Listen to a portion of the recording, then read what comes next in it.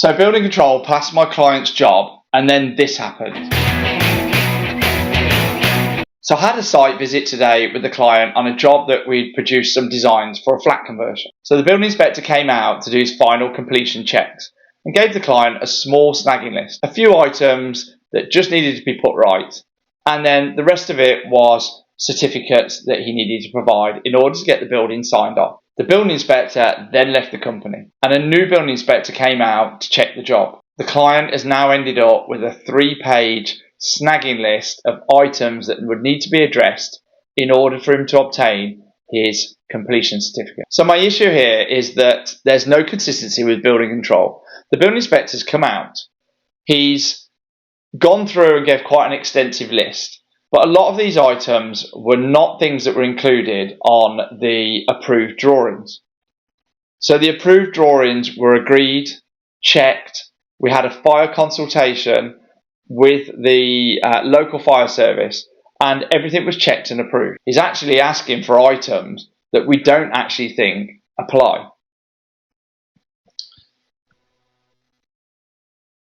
Now, a little bit of a quick backstory on this one is that the client's carrying out a flat conversion. So he's got an existing building with a bank underneath, and he's converting the upstairs 2 floors into 2 2-bedroom flats and 1 1-bedroom flat. The client originally started the job with the contractor. The contractor took the job on and said to the client, we can complete this on a building note. Now, I find this completely unbelievable that a contractor is taking a job on of that size and that complexity on a building notice. And equally, I disagree with the fact of building notices to being able to use for this type of work.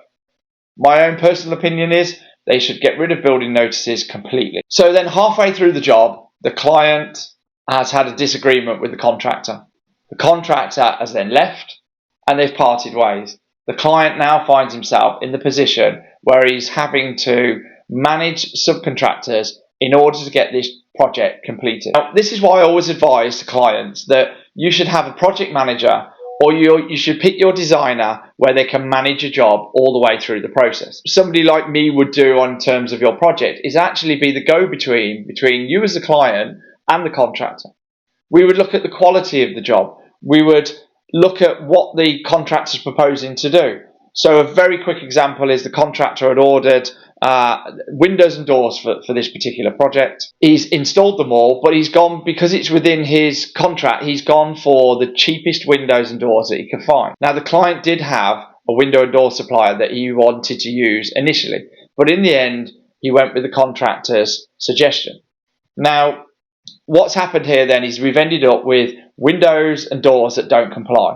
So we've got windows that have got some issues, and we've got for instance, a front access door that doesn't meet past 24 requirements and secure by design. And actually, it's not even a fire door. Now, if the client have had a project manager or the designer managing this job, that would have been something that we'd have looked at and discussed with the contractor. Maybe we would have still used the same supplier for the windows and doors, but we'd have managed that section to make sure that what's being installed complies completely with 1, the drawings, and 2, the building regulations. This would have also protected the client, because the client wouldn't have found himself now in the position where potentially he's going to have to take out a number of windows and take out a front entrance door and replace it and buy a new one. So not only is it the expense and the cost of buying them and getting somebody to install them, but it's also the time and the stress that he is now going to encounter having to put these problems right. Now, there's different issues here like this that we are now having to resolve after the job is nearly completed, which is going to cost extensive amounts of money, because in order to fix those problems, we're going to have to uncover, we're going to have to break through plaster, we're going to have to open up walls, which then means that all of that has got to be put back right. And all of that work is going to have both a cost to it and a timeline. There's going to be extra time where the client wants to get the project finished so he can eventually rent it out and start to recoup some of that income back in. So it's really important when you're starting a project to look at potentially having a project manager or using your designer to manage your job.